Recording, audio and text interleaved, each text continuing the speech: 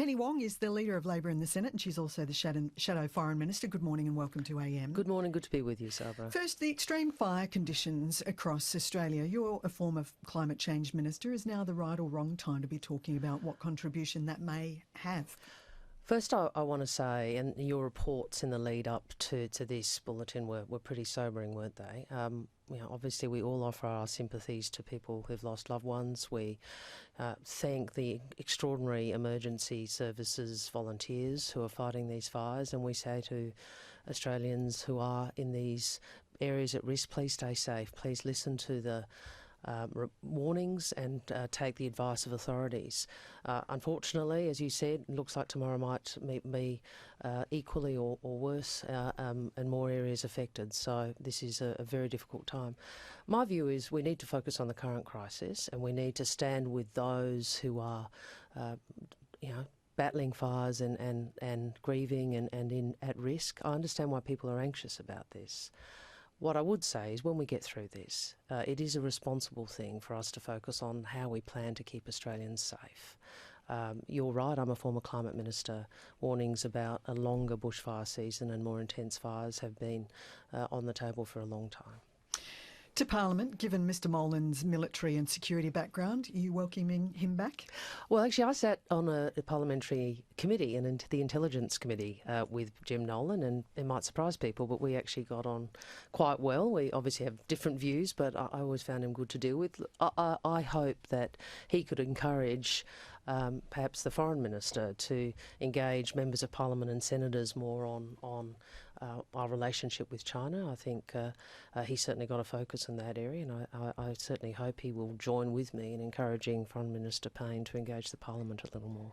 3 months ago you said that the government wasn't providing you with the necessary briefings you needed from defence and security people to do your job. Has that changed? No, I think my point was actually, and that the government does respond to requests from myself and Richard Marles and obviously the leader.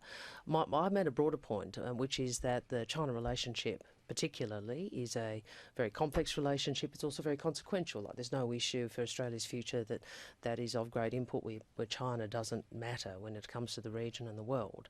And I encourage the Foreign Minister and the government to engage with the Parliament more. As you might recall, there's been a lot of public discussion, and I think it would be a better discussion if we were better informed. I regret that Minister Payne has chosen not to do that. The DFAT provides briefings to the business community. They're not made available to members of her own team or members of the opposition. I think that's regrettable. I think we would have, it would be a good thing if the Parliament had a better insight into both the opportunities and the challenges in the China relationship. Why has that happened? Because usually this area is a topic that enjoys bipartisan support. Sure.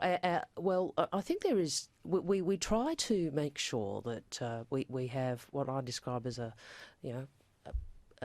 constructive bipartisanship. So we look at what the government's doing, and we look to Australia's national interests, and the bipartisanship should always be in foreign policy and national security matters, that you never use these issues for domestic partisan purposes. Regrettably, at times the current Prime Minister, I think, has failed that test. On China, I think this is a relationship, as I said, complex and consequential. We have very deep economic interests. We have an interest out because we live in the same region, but we also have differences because we're a different political system and we're a democracy. Navigating that, I think, is challenging, and it would be better if more of the Parliament could understand some of the complexities of that relationship. All right.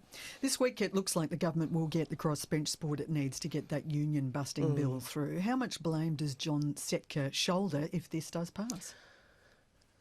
First, I'd say that obviously decisions about who's a member or a leader of a union is a decision for the union. But the first principle of the trade union movement and the labour movement is solidarity, and no one person is more important than any other. This is a very bad bill. This is a bill which is about destroying the right of trade unions to organise. It is about undermining the capacity of trade unions and their members to advocate for better wages and conditions and better safety. It is work choices light, and I hope that the crossbenchers don't support this legislation, because I think it will be a bad thing for the country.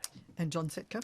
As I said, I would hope Mr Setka and those supporting him would remember that no single person is bigger than our movement. That's what solidarity is. On to the Labor Party review. Did you try and raise concerns with the Labor Party campaign during the election that things weren't okay?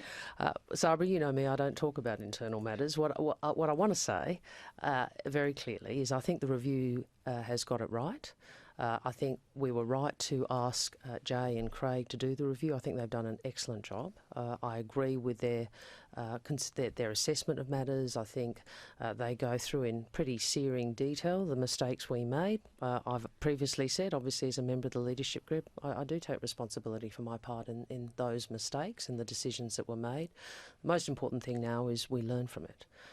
And we have to earn, at the next election, people's trust on the economy as well as keep faith with our values. Can your party win back blue-collar support and also appeal to progressive urban elites, or are those two things in conflict? Look, that is the same task that Whitlam, Hawke, Rudd and we have. I mean, this isn't a new issue, and we always have to earn people's trust on the economy, and we always have to hold faith with our values. We have to have the broadest Labor constituency. I mean, I don't think, it's as inherently oppositional as I know some parts of the right-wing media and the Liberal Party want us to believe. It's the same. I mean, that's a position John Howard used to articulate. We've always got to do both. Penny Wong, thank you very much for joining AM this morning. Good to be with you.